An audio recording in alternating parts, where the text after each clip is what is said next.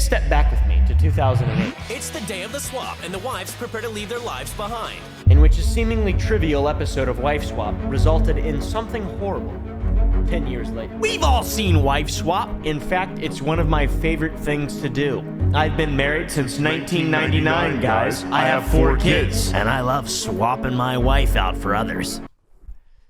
There's also a TV show called Wife Swap. It's a crazy premise. You take 2 families, each with their own individual problems, and you swap the mommies. My husband is the boss of my house. Some women need makeup. He's gonna meet his match with her. It's a time and place to be sexy. Well, here's the time and here's the place. I want to punch him. And then for some reason, I guess the showrunners expect that will fix the problems of each individual family.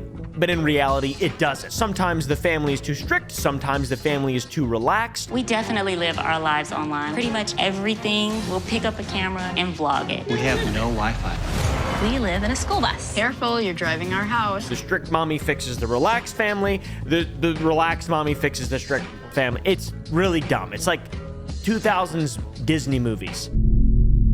Kind of. I don't know what I'm talking about. Today, we're gonna be covering a crazy story. In fact, the craziest story to come out of Wife Swap.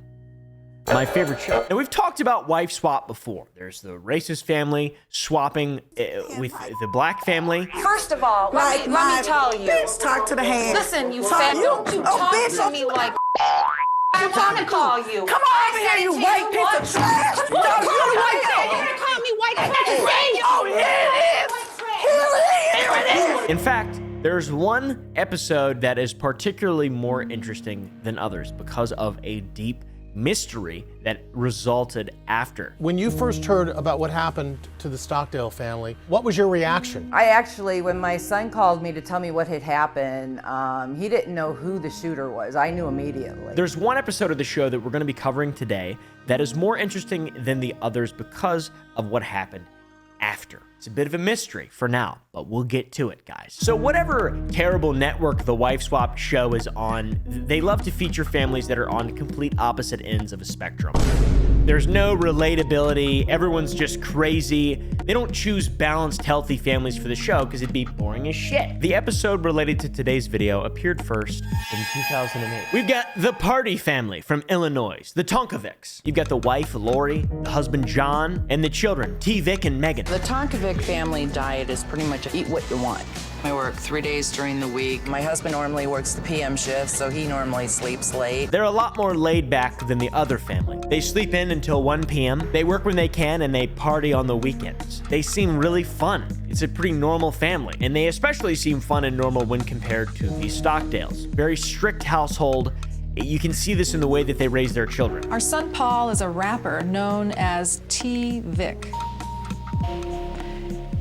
Yeah. We've got wife Kathy, the husband Tim, Calvin, Charles, Jacob, and James. We can see that the children in this family are given quite a short leash, or even just held by the collar. They have almost no freedom whatsoever. Video games, TV, and dating are all banned from this house. There's even a weird transactional system. You have tokens to do, it's crazy. Boys collect tokens by doing chores to exchange for things that they want. You know, this is like they're slaves. It's better to maybe teach your kids that in spite of luxury, we're all the same. We're all just a skeleton with meat around it. The men of the family would also play in a family band, which is kind of cool. And the mom was like their manager. She was kind of the Charles Manson of the group.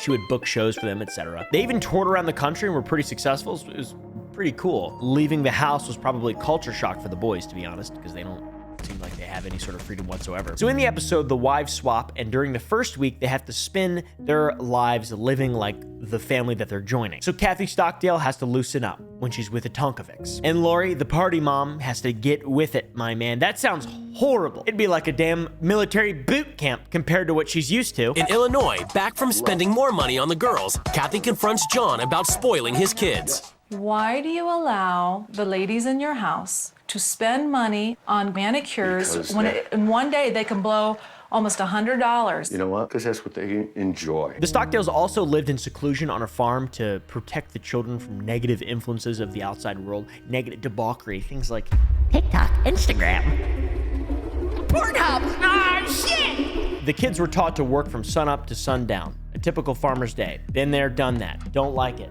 Never gonna do that ever again. I raised a cow when I was 9 years old. His name was Chalupa. I sold him and then bought him back and then ate him. The work part of it seems pretty cool, but the kids were never allowed to go out and socialize and just be kids. It's pretty sad. If you saw a beautiful girl walking down the road, wouldn't you think, oh man, I'd like to take her out on a date? That might be a first reaction, but second thought, no. How do they find somebody to marry without dating? Unless it's an arranged marriage, and the way they're living, I wouldn't be surprised. By the way, the Stockdales are the primary focus of this episode and what follows, so keep up. Lori asks one of the boys what they would do with their free time, and the boy says he just play around with his brothers. That makes sense. What would you do if you didn't have a schedule? Like, just like not doing work? Anything, no work? I would have a lot more free time. To do what? Play around with my brothers. Then she leaves the room and sees that they have no idea what they would do if they were free, and she starts crying.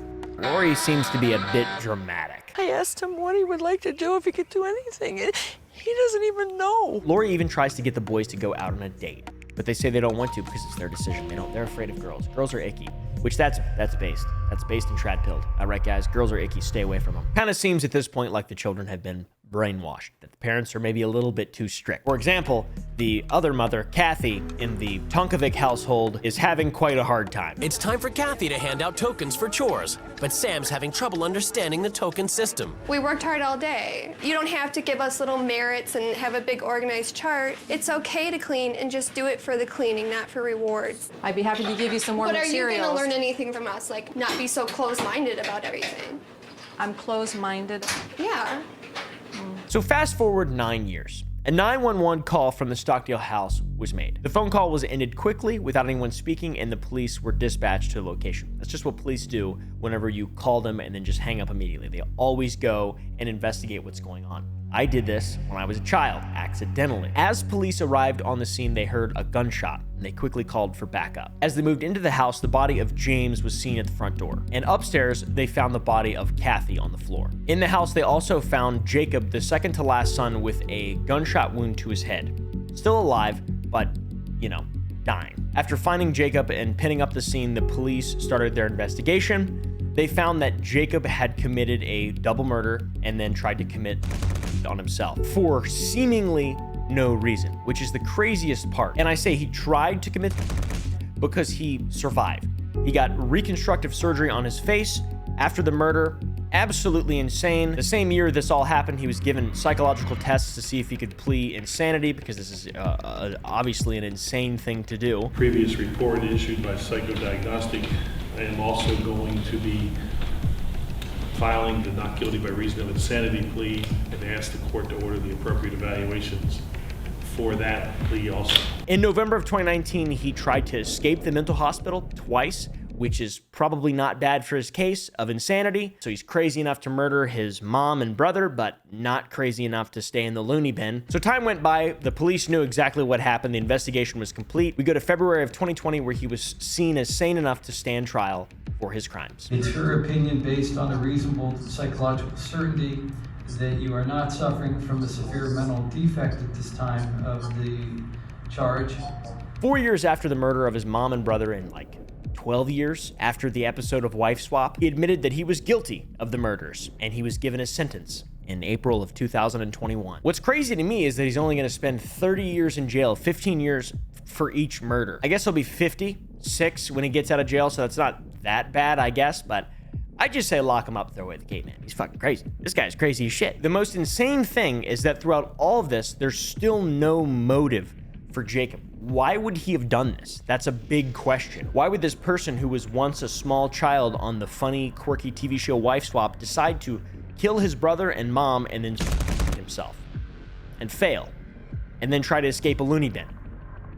I have no idea. It definitely seems like the kids weren't exactly enjoying their lives from the episode of Wife Swap.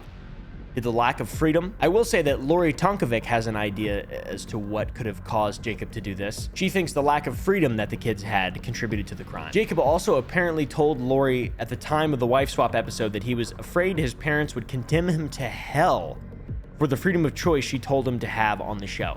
He was afraid that that show would condemn him to hell. What the fuck? So my main question is, what the fuck is wrong with reality TV shows? Why do they just find the craziest people and then just make them a bunch of money and put them into the spotlight? Just dip. Make an episode and then dip. You got TLC, My Strange Addiction, My 600-Pound Life. What is wrong with all these people? Why do we like watching this kind of stuff? And it's always done under the guise of offering solutions, but no, it's crazy. It's just the high road. You're just taking the high road, the obvious easy high road. Frick the human element, brother. So anyways, bit of a dark story. Let me know what you guys think down below. I appreciate it.